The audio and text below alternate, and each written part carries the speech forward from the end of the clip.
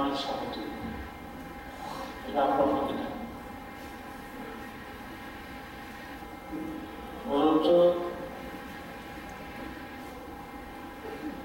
একটি প্রভাব বা একটা ইয়ে আছে, কেউ এটাকে হাদিসও বলেছেন, ওলামা উম্মতি কাআনবিয়া বনি ইসরাঈল। বনি ইসরাঈলের নবী যারা, আমার উম্মতের যারা আলিম হবেন, তারা বনি ইসরাঈলের নবীদের সমতুল্য। চারটিখানি কথা, অনেক বড়। তাই সাধারণ জনগণের মানুষের জন্য এটা অত্যন্ত প্রয়োজন এবং জরুরি যে তারা আকারে আলিম যারা, সব আলিম হওয়ার সমান না। আলিম নাম বলেই কিন্তু আলিম হওয়া যায় না। আলিমের সাথে যদি ইলম ও তাকওয়া না থাকে, তাহলে তিনি আলিম হলেও আলিমের সমকক্ষ নন। এই জন্য আমাদেরকে আলিমদের সম্পর্কে ধারণা রাখতে হবে এবং সে অনুযায়ী তাদের আসন বিন্যাস করতে হবে, তাদেরকে সম্মান দিতে হবে।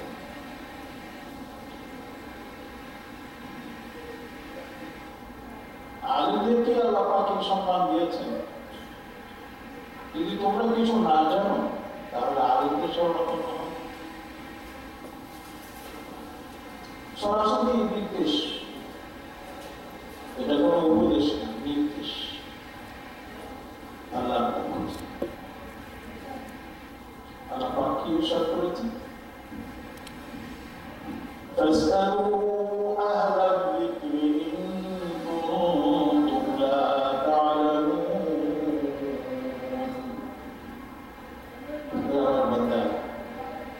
এই বিষয়টি সম্পর্কে তোমরা অজ্ঞ, জানো না, সেই বিষয়টি সম্পর্কে তাহলে দেখে অন্তর থেকে তাদের জিন্দা, এবং সেই জিন্দা দিল তাদেরই হয় যাদের দিলের মধ্যে এলে হচ্ছে। তোমরা সেই জিন্দা দিল ইলমওয়ালা মানুষকে জিজ্ঞেস করো। এটা শুধু আলিমদের ক্ষেত্রে প্রযোজ্য এমন না, বড় মজার ব্যাপার। আপনি অসুস্থ, আল্লাহ মাফ করুন, আমি অসুস্থ, আল্লাহ মাফ করুন।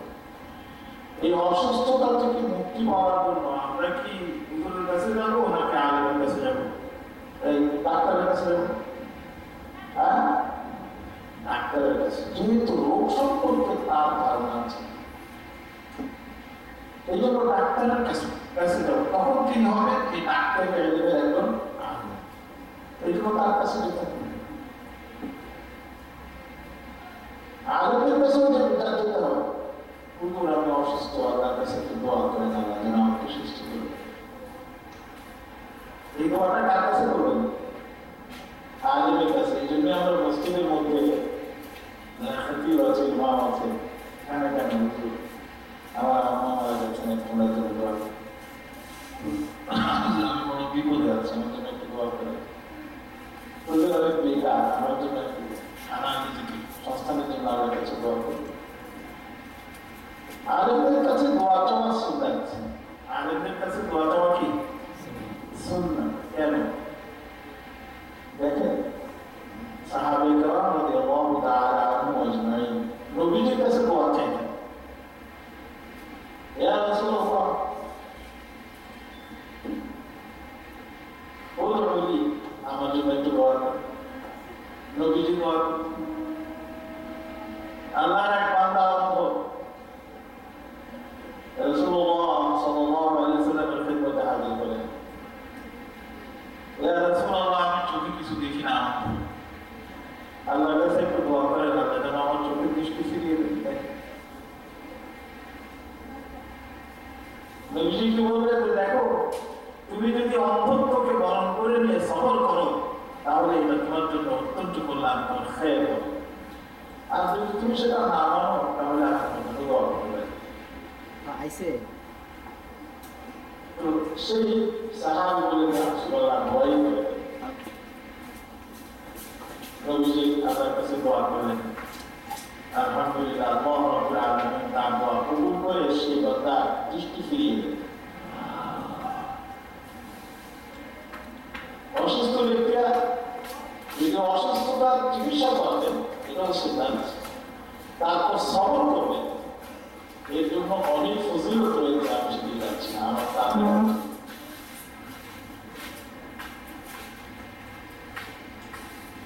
এই জন্য গ্রামের কাছে দোয়া চাওয়া করেছে। আমি মজার ব্যাপারে আসছি নবীজি সাল্লাল্লাহু আলাইহি ওয়াসাল্লাম নিজে ওর কাছে দোয়া চান। ঠিক আছে, আচ্ছা বলেন তো নবীজির কোনো গুনাহ আছে? লিয়াগফির লাকা আল্লাহু মা তাকদ্দামা মিন যামবিকা ওয়া মা তাআখার।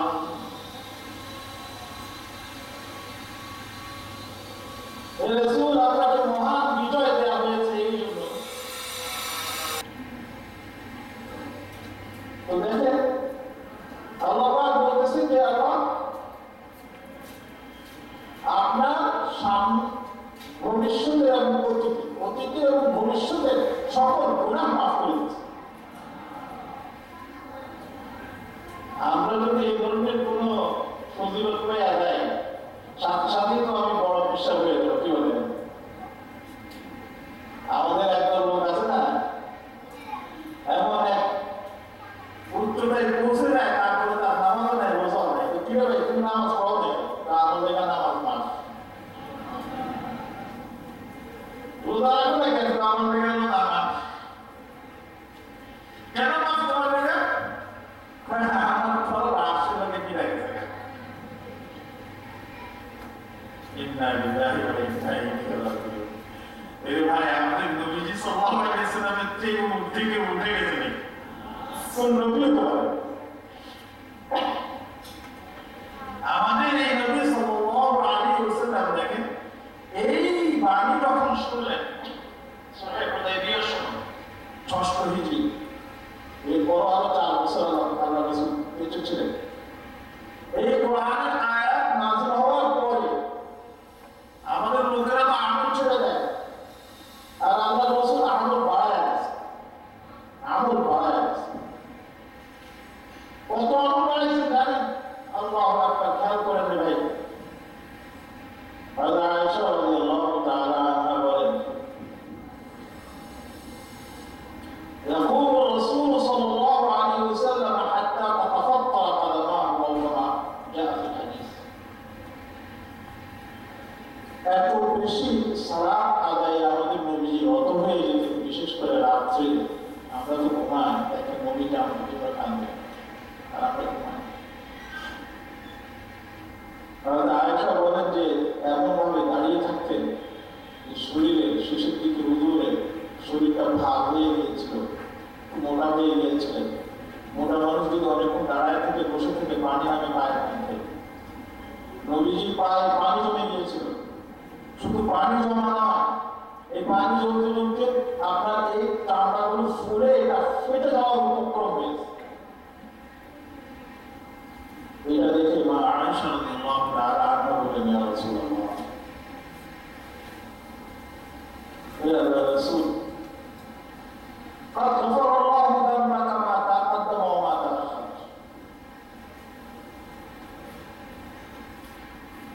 আল্লাহ পাক তো আপনার সামনের পিছনে সবগুলো মাফ করে দিয়েছে বলে ঘোষণা দিয়েছেন।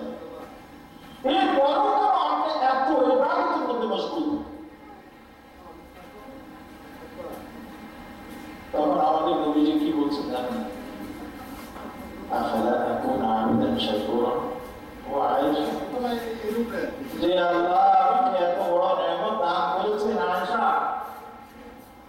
দুনিয়াতে আমার সামনে পিছনের সকল গুনাহ মাফ করে দেওয়ার ঘোষণা দিয়েছেন। আমি কি সেই আল্লাহ কৃতজ্ঞ বান্দায় পরিণত হব না?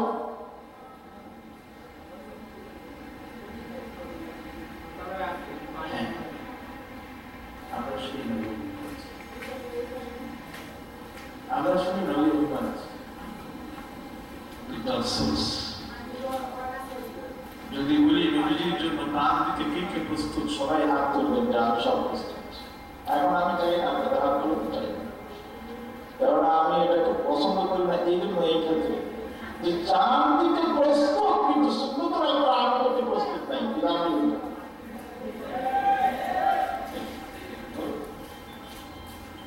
চান দিতে প্রস্তুত না, আমল করতে প্রস্তুত নাই, কিসের আমল করে দিচ্ছে বলো?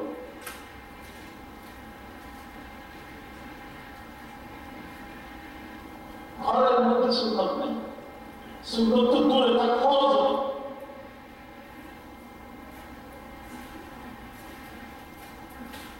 ঘরের মধ্যে নামাজের জায়গা নেই, ডাইনিং টেবিল দিয়ে সাজায়া পুরা জায়গা দখল, ড্রয়িং রুমে সামনে পিছনে আপনার সোফা সেট টেবিল টেবিল দিয়ে জায়গা দখল, নামাজ পড়ার জায়গা নাই, নামাজ পড়তে না মসজিদের নামাজ ঘরে কবর বানায় রাখছে। অথচ নবীজি সাল্লাল্লাহু আলাইহি ওয়াসাল্লাম কি বলছে, লা তাজআলু বুয়ুতাকুম মাকবুরা, এই উম্মত খবরদার তোমাদের ঘরকে কবর পরিণত করো। আমরা সেই কবর পরিণত করে রাখছি।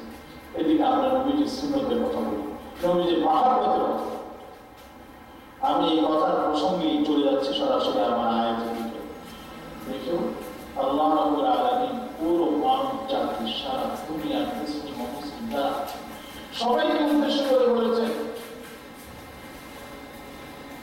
ইয়া আইয়ুহান নাস আনতুমুল ফুকারাউ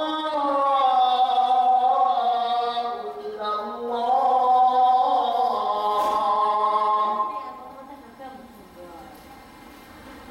এ মানব জাতি, বলেন তো মানুষ কার মাখলুক? কার বান্দা? মাখলুক মানে সৃষ্টি। মানুষ কার সৃষ্টি? আল্লাহ আমাদের সৃষ্টিকর্তা, স্রষ্টা। এখন স্রষ্টা সৃষ্টির মুখাপেক্ষী না সৃষ্টি স্রষ্টার মুখাপেক্ষী? সৃষ্টি স্রষ্টার মুখাপেক্ষী। আল্লাহ পাক এই কথাটাই আমাদেরকে জানিয়ে দিয়েছে। বাহাদুরি করো না বান্দা, আমি তোমার মুখাপেক্ষী নয়, আমি তোমার কাছে ঘটনা দেওয়া প্রয়োজন অনুভব করি না, তোমার কাছে আমার কোনো তদবির নাই। হে মানব জাতি, তুমি ইমানদার হও, বেঈমান, তোমরা সবাই আমি আল্লাহর কাছে মুহতাজ, আমার আল্লাহ, আমি আল্লাহর কাছে। বলে তো দেখি আমার আপনার জানের প্রাণের মালিককে, আমার আপনার এই চুল থেকে পা পর্যন্ত এই শরীরের মালিককে আল্লাহ। আমার আপনার রিজিকের মালিককে। যত প্রশ্ন করবো উত্তর শুধু একটাই, যেমন কাফেররা উত্তর দিত একটাই, কিছু পারত না, কিন্তু তারপরও তারা আল্লাহকে মানে। وَلَئِن سَأَلْتَهُم مَّنْ خَلَقَهُمْ لَيَقُولُنَّ اللَّهُ। কাফেরদেরকে জিজ্ঞেস করুন হে রাসূল, তোমাদেরকে কে সৃষ্টি করেছে? উত্তরে তারা বলবে আল্লাহ। وَلَئِن سَأَلْتَهُم مَّنْ خَلَقَ السَّمَاوَاتِ وَالْأَرْضَ وَسَخَّرَ الشَّمْسَ وَالْقَمَرَ لَيَقُولُنَّ اللَّهُ। হে রাসূল, আপনি যদি তাদেরকে জিজ্ঞেস করেন আসমানের সৃষ্টিকর্তাকে, জমিনের সৃষ্টিকর্তাকে, এই সূর্যকে নিয়ন্ত্রণ কে করতেছে, চন্দ্রকে কে নিয়ন্ত্রণ করতেছে, আমি আপনাদের কাছে জবাব চাইনি, আপনারা উত্তর দিতেই আছেন আল্লাহ। কাফেররাও বলতো আল্লাহ। তারাকে আপনাকে অবিশ্বাস করতে হবে না, তারাও আমাকে বিশ্বাস করত। কিন্তু সমস্যা যেখানে ছিল তাদের, সেটা হলো আল্লাহকে বিশ্বাস করতে হবে এবং আল্লাহ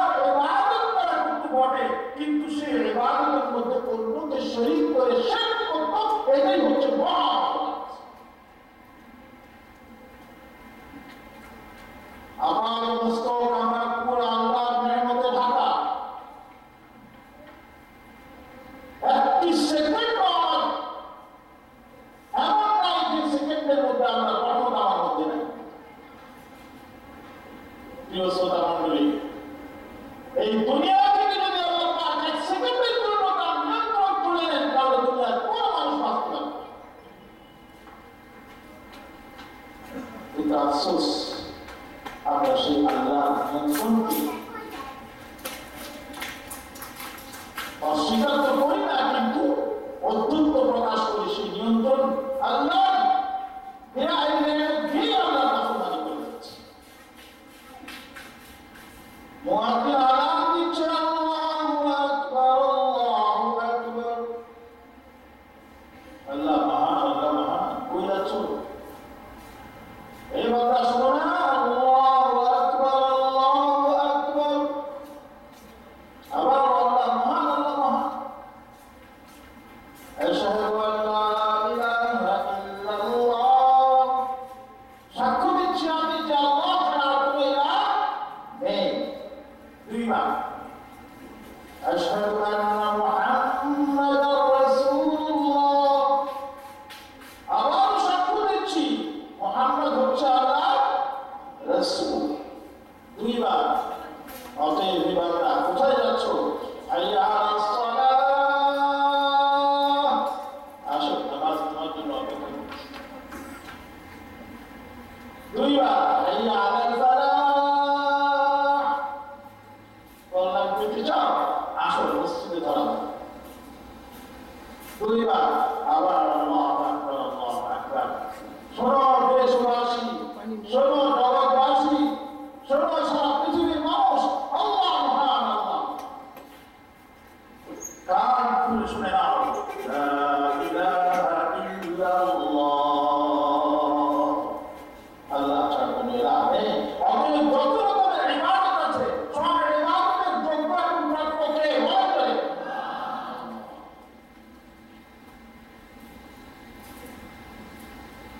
কার ইবাদত? أيها الناس، يا أيها الناس، أنتم الفقراء إلى الله। তোমরা সকলেই আল্লাহর মুখাপেক্ষী। আর আল্লাহ ওয়াল্লাহু হুয়াল গনিয়ুল হামিদ। আল্লাহ তোমার ইবাদতের মুখাপেক্ষী নয়। আমার প্রিয় ভাইয়েরা, সম্মানিত বন্ধুগণ, আমরা যদি সবাই, সারা দুনিয়ার মানুষ যদি আমরা আল্লাহর ইবাদত না করি, আল্লাহ রাব্বুল আলামিনের কোনো ক্ষতি হবে? কোনোই ক্ষতি হবে না আল্লাহ রাব্বুল আলামিন। কারণ তিনি আমাদের ইবাদতের মুখাপেক্ষী নন। এই জন্যই হযরত মুসা আলাইহিস সালাম বনি ইসরাঈলকে বলেছেন, وقال موسى إن تكفروا أنتم ومن في الأرض جميعا। عجيب عجيب কথা। মুসা বলতেছেন আলাইহিস সালাম, হে বনি ইসরাঈল, এবং তার পাশাপাশি আমাদের বলতেছেন, মুসার এই ঘটনা শুধু বনি ইসরাঈল বা ইহুদির জন্য সীমাবদ্ধ নয়, বরং কিয়ামত পর্যন্ত মুসা আলাইহিস সালামের এই বাণী সকল মানুষের জন্য প্রযোজ্য। শুনে নিন, أنتم ومن إن تكفروا أنتم ومن في الأرض جميعا।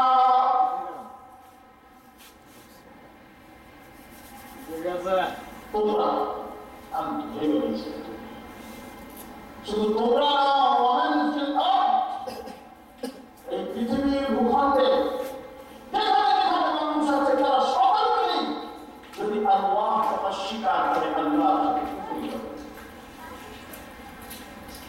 তাহলে তোমরা শুনে নাও, فإن الله غني حميد।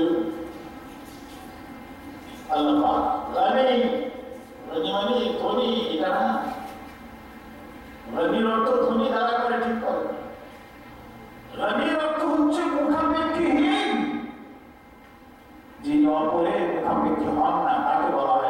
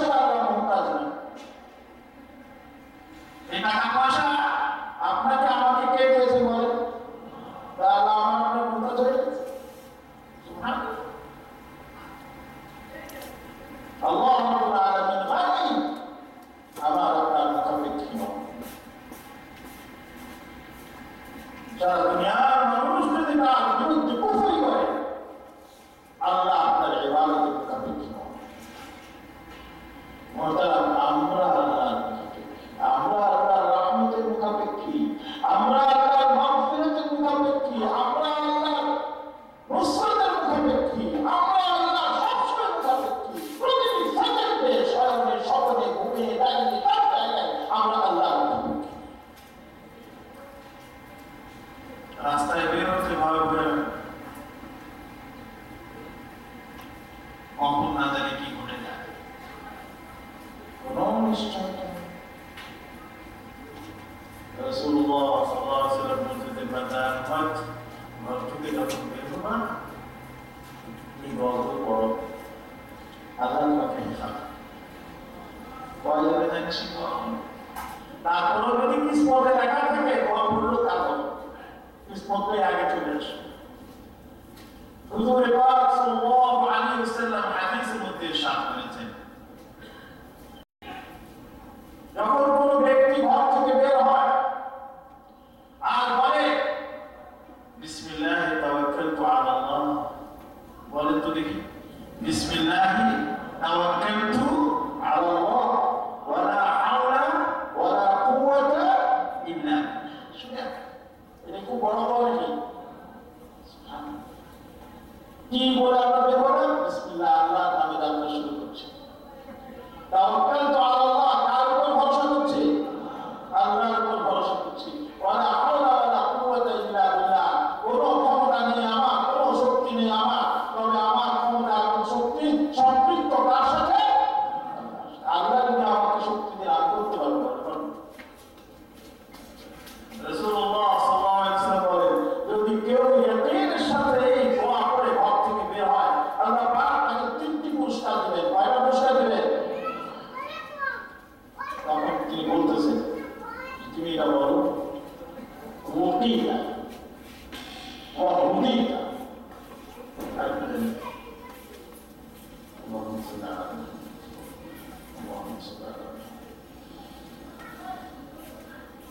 আল্লাহ রাব্বুল আলামিনের পক্ষ থেকে তোমাকে যাবতীয় এই সফরের বিপদ আপদ মুসিবত থেকে আল্লাহ পাক তোমাকে হেফাজত করবে। মুকিতা বেলায়া থেকে এসেছে, ও হুদিতা, আল্লাহ রাব্বুল আলামিন তোমার গন্তব্যস্থলে পৌঁছার জন্য সঠিক রাস্তা তোমার তৈরি করে দেবে। আর একটু ঘুরে ঘুরে আপনার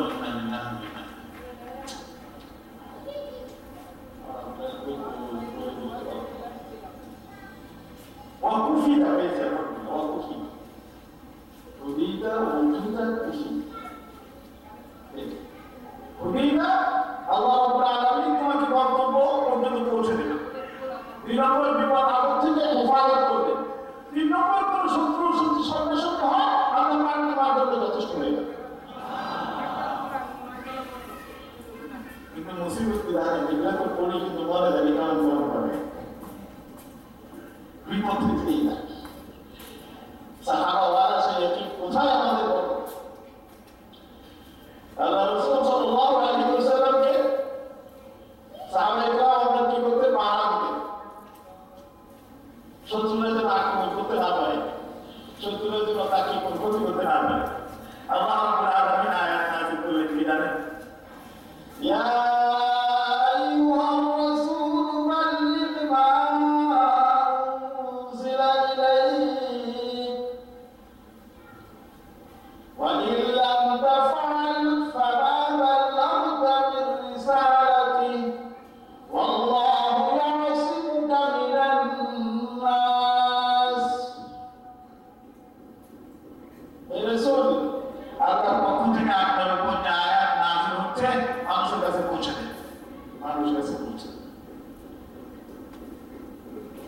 যদি আপনি দায়িত্ব পালন না করেন তাহলে রিসালাতের দায়িত্বে ত্রুটি হয়ে যাবে। এরপর আল্লাহ বলতেছেন যে এই রাসূল আপনি ভয় পাবেন না, এই দায়িত্ব এমন এক কঠিন দায়িত্ব যে দায়িত্ব পালন করতে গেলে রাতে ভালো ঘুমানো যাবে না। এই দায়িত্ব পালন করতে গেলে রাস্তার ঘাটে আপনাকে নির্যাতন অত্যাচারের মুখোমুখি হতে হবে। এই দায়িত্ব পালন করতে গেলে রাস্তায় আপনাকে কেউ বলবে পাগল, কেউ বলবে গণক, কেউ বলবে উন্মাদ। যে দায়িত্ব পালন করতে গেলে বাইতুল্লাহ শরীফের মতো জায়গায় অত্যাচারিত হতে হবে, কিন্তু ভয় নেই। রাসূল আল্লাহু ইয়াসিমুকা মিনান নাস, আপনার হেফাজতের পুরো দায়িত্ব আমি আল্লাহ গ্রহণ করলাম। ব্যাস, নবীজি ঘর থেকে বেরিয়ে বললেন, সাহাবীরা তোমরা যে যারা আছো আমার পাড়ায় সব বাড়ি চলে যাও, আল্লাহ আমার জিম্মাদারি কবুল করেছে। কিন্তু দেখেন তারপরেও কি নবীজি বাঁচতে পেরেছেন? আল্লাহ পাক সুন্নাত জারি করে দিয়েছেন, সত্যের পথে সঠিক যারা হবে তাদের উপর নির্যাতন হবে, তাদের উপর অত্যাচার হবে। সেই সুন্নাতকে আল্লাহ পাক বহাল রেখেছেন। আর এই জন্যই নবীজি সাল্লাল্লাহু আলাইহি ওয়াসাল্লাম যখন বাইতুল্লাহ শরীফে সালাত আদা করছিলেন, সালাত আদা অবস্থায় ছিলেন উকবা ইবনে আবি মুআইত, এক কলঙ্ক দুশমন নবীজির ঘাড়ের উপর উঠে সেই গাড়ি ভরে যেত হাতে। নবীজি মাথা ধরতে পারছে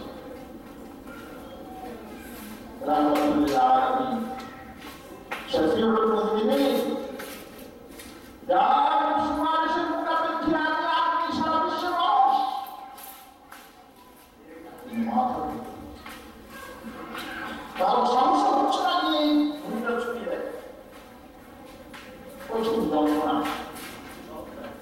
একজন গিয়ে বাড়ি থেকে খবর দিল, ফাতেমা রাদিয়াল্লাহু তাআলা ছিলেন, ফাতেমা তোমার আব্বা মাথা তুলতে পারছে না, এই কাজ করেছেন তো ঘুরে আসতে এসে মেয়ে ছোট্ট মেয়ে পেনে ঘুরি সরিয়ে দিলেন। তখন আমাদের নবীজি বলতেন,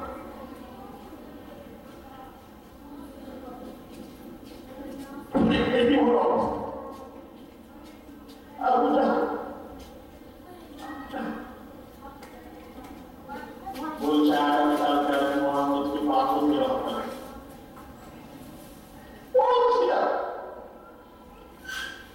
আমার ভাইয়েরা নবীজি মহাব্বত করে কষ্ট করেছেন।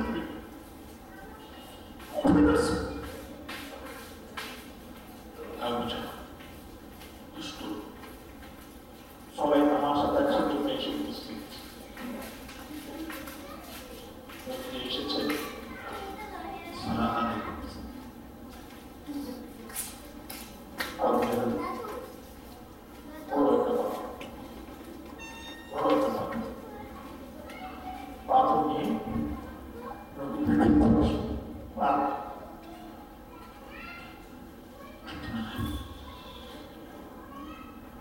নবীজির হেফাজতের দায়িত্ব কে নিয়েছেন?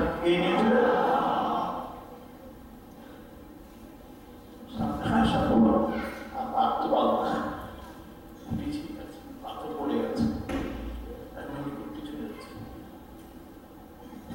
সবাই তো আশ্চর্য,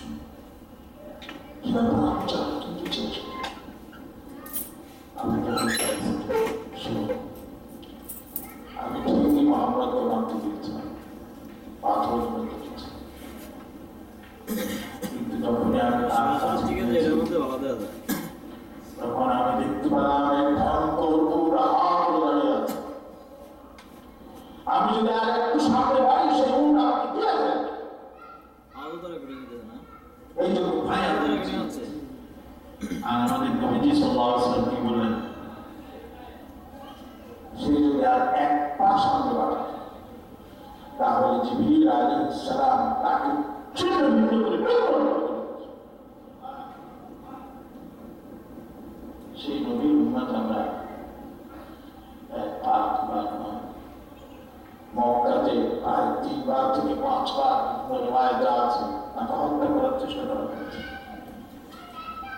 মদিনা মুনাওয়ারায় তাকে হত্যা করার চেষ্টা করা হয়েছে। আফসোস, দুঃখের বিষয়, সেই নবীর উম্মত হিসেবে নিজেকে দাবি করি কিন্তু নবীর আজ দিলের মধ্যে নেই, নবীর সুন্নাত দিলের মধ্যে নেই। ছেলে মেয়েদেরকে বড় বড় ডিগ্রি অর্জনের জন্য পড়াচ্ছি, কিন্তু নবী মহাব্বত ছেলে মেয়েদের অন্তরে আনতে পারছি না, কখন করছি না। পৃথিবীতে 1,170,000,000 মানুষ মুসলিম বসবাস করতেছে, সেই 170 কোটি মানুষের এই পৃথিবীতে জার্মান, নেদারল্যান্ড সহ বিভিন্ন দেশে আমাদের নবীজিকে নিয়ে ব্যঙ্গ করে, আমাদের দিলের মধ্যে মনে করে হিসেবে পৌঁছানোর পর কিভাবে চেহারা দেখা আমরা কেউ দেয় না,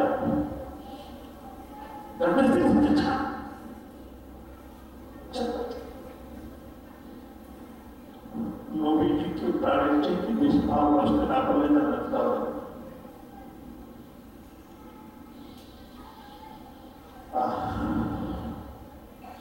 আপনাদেরকে কি বলবো, আমি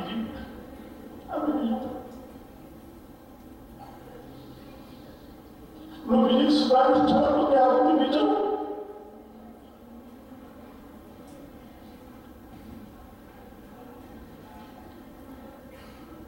ইমাম বুখারী রাহমাতুল্লাহ আলাইহি হাদিস বর্ণনা করেন, লা ইউমিনু আহাদুকুম হাত্তা আকুনা আহাব্বা মিন ওয়ালিদিহি ওয়া ওয়ালাদিহি ওয়ান নাসি আজমাইন। এই উম্মত ততদিন পর্যন্ত তোমরা পূর্ণ ঈমানদার হতে পারবে না যতদিন পর্যন্ত তোমার নিকট আমি মুহাম্মদ, তোমার সন্তান, তোমার পিতা মাতা তথা সারা বিশ্বের মানুষের দায়িত্ব বেশি কেউ না। এবার বলুন, নিজেকে নিজে জিজ্ঞেস করুন, পারবো কি আমরা নবী মুহাম্মদকে নিজের ছেলেকে কোরবান করতে? পারবো কি আমরা নবী মুহাম্মদকে নিজের পিতা মাতাকে ত্যাগ করতে? হতে পারবো সাদ ইবনে ওয়াক্কাস যিনি মা হতেন, হতে পারবো আবু বকর সিদ্দিক যিনি বাবাকে ত্যাগ করেছিলেন, পরে আলহামদুলিল্লাহ বাবা ইমানদার হয়ে গেছে।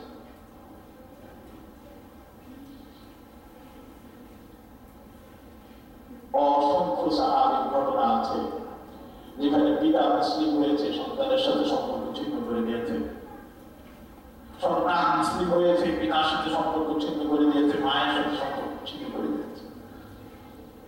আমরা নিজেকে জিজ্ঞেস, ছোট্ট একটা উদাহরণ আমি আপনাদের সামনে দিই, তাহলে বুঝতে পারবেন। আমরা নবীজিকে মহব্বত করি, কিন্তু আমার সন্তানকে মেয়েকে দিন শিখাই না,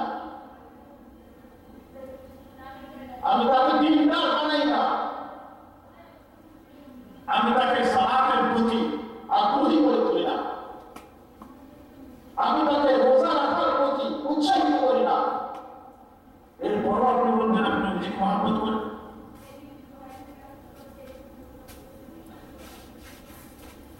আপনার সন্তান কোরআন তিলাওয়াত করতে জানে না, অথচ ইংরেজিতে খুব সুন্দর কথা বলতে পারে।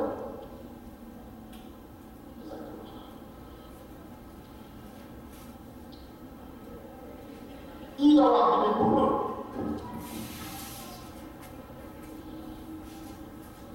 আপনার সন্তানকে আল্লাহ রাসূল বলেছেন নামাজের নির্দেশ দেন, মুরু আওলাদাকুম বিস-সালাতি ইযা বালাগু সাবআ ওয়াদরিবুহুম ইযা বালাগু আশরা ওয়াফাররিকু বাইনাহুম। হ্যাঁ উম্মতেরা, তোমার ছেলে ডাক্তার হতো না, আপত্তি নেই, তোমার ছেলে ইঞ্জিনিয়ার হতো না, আপত্তি নেই, তোমার ছেলে ব্যারিস্টার হতো না, আপত্তি নেই, তোমার ছেলে যা কিছু তাই হতো না, আপত্তি নেই, কিন্তু এ আমার উম্মতেরা, তোমার ছেলেকে সর্বপ্রথম সালাতের তালিম দাও। একজন মুসলিম ডাক্তার না, একজন মুসলিম ইঞ্জিনিয়ার না, সপ্তম বছরে পদার্পণের সাথে সাথেই তাকে সালাতের জন্য নির্দেশ দাও। এসো বাবা সালাত, এসো মা সালাত। মুরব্বিয়ানে কেরাম মাফ করবেন আমাকে, আমি মাঝে মাঝে কিছু কঠোর কথা বলেছি, আমি আর আপনি তো ঠিকই সালাত আদায়ের জন্য ফজরের নামাজের প্রথম কাতারে গিয়ে দাঁড়াই। যখন আসর ছেলেরা হয়তো বাইরে থাকে আর আসর মাগরিব এশা তো বাসায় আসে। কি ধরনের বাবা হলাম আমি? ছেলেকে জাহান্নামের আগুনে ঘুম পাড়িয়ে আর বেহেশতে রাখছে। বুঝতে পেরেছেন আমার কথা? ছেলে সুখের ঘুম ঘুম যাচ্ছে আর আপনি তাহাজ্জুদ পড়ে মসজিদে যাচ্ছেন। আপনি কি করতে? সালাম আদায় করতে। টাকার সময় তো হয় না, এই ছেলে উঠা মসজিদে চলে যায়। আপনি জান্নাতে যাচ্ছেন আর ছেলেকে ঘুমের মধ্যে রেখে দিচ্ছেন জাহান্নামে। কোনদিন চিন্তা করেছেন? 7 বছর বয়স থেকে ছেলে হোক মেয়ে হোক নামাজের নির্দেশ দিতে হবে। কিন্তু খবরদার খবরদার খবরদার বারবার বারবার উঠে মারপিট করতে হবে না। নিজের পাশে থাকবে। 7 বছর হলে আমি তো আমার মসজিদে বলি যে সবাই আপনার নাতিকে নিয়ে আসেন, পুত্রকে নিয়ে আসেন, বাচ্চাকে নিয়ে আসেন, আপনার সাথে দাঁড় করায় নামাজ পড়ুন। বাবাদেরকে বলে যে আপনি যখন সালাত আদায় করেন মেয়েকে ডেকে বলেন, মা আসো আমার সাথে, তুমি সালাত আদায় করবে, তোমার সাথে আমি সালাত আদায় করবো। আদর করে সোহাগ করে চকলেট দিয়ে চিপস দিয়ে কিভাবে নামাজ। এরপর 10 বছর যখন হবে, আব্দুল্লাহ সালাত আদায় হয়েছে না? বাবা ভাই যাও সালাত আদায় করো। কড়া নির্দেশ, কিন্তু এখন আর। এরপর যদি হাসরতি করে তাহলে এবার ব্যাথ করে ভাববে রাখার মতো আপনি জাহান্নামের মতো হবেন। একটা যেমন করে ভাববেন যে কিছু শান্তি হবে নিষেধ।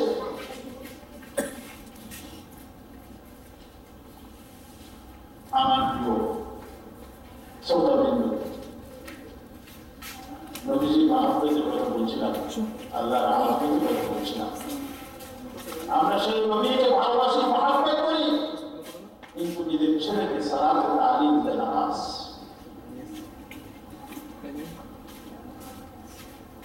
আমরা নবীজিকে মহব্বত করি, ছেলেকে রোজা রাখতে আমরা দিতে নারাজ। ছেলে মেয়েরা রোজা রাখতে চায়, আমি আর আপনি বলি না তোমাদের এখনো বয়স হয়নি। অথচ ছেলের বয়স মেয়ের বয়স কম করে হলো 22 বছর সাথে হয়ে গেছে। আজকে বিয়ে করিয়ে দিলে কাল কোনো খবর পাওয়া যাবে, কিন্তু তারপরেও সে ছোট। এটা কেমন মহাব্বত হলো?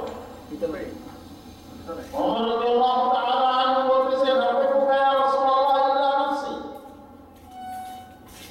ইয়া রাসূলুল্লাহ, আমি আপনাকে এত ভালোবাসি, এত মহব্বত করি, দুনিয়ার সব কিছু ত্যাগ করতে রাজি আছি, কিন্তু ইয়া রাসূলুল্লাহ নিজের লালটা দিতে পারবো না। কি বললেন? ভাই আমার ভাই নাই, এখনই ইমান করে ভাই নাই। সঙ্গে করে ওমর রাদিয়াল্লাহু তাআলা তার জন্য সব কিছু বিলি করে দিলাম, শুধু জান্নাত দিতে পারলাম না। নবীজি বলতেছেন নাকি ইমানের এখনো পূর্ণতা আসেনি, কারণ তার জন্য আমি আমার প্রাণটা দিতে পারবো না, আমি জান্নাত দিতে পারবো না, আমি সেটাই দিতে পারবো না। কতটুকু চিন্তা মনে করে বললেন, ওয়াহিবুকা ইয়া রাসূলুল্লাহ হাত্তা আলা নাফসি। ইয়া রাসূলুল্লাহ, আমি আপনাকে এত মহব্বত করি, এত মহব্বত করি, এত মহব্বত করি, প্রয়োজনে আপনার জন্য জান দিতে প্রস্তুত, তবু মিস পাবো। তখনই আমার নবীজি বললেন, আল্লাহ ওমর এখন তুমি কথা ঠিক করো। এবার আপনারাই নিজেদের হিসাব করেন, আপনারই বলুন। সেই নবীজিকে আমরা মহব্বত করি, অথচ নবীজিকে কটাক্ষ করা হয় আমাদের, কিন্তু কুসংগতি পর্যন্ত বের হয় না। অথচ আমাদের কি নাই? আমাদের সব মুহতারামে মা এসে গেছে, এই জন্য আমি আল্লাহ মানা শেষ করে দিচ্ছি। সময় থাকলে আমি গুণি করে দেখাতে পারবো, সব ওয়ার্ল্ডের মধ্যে 200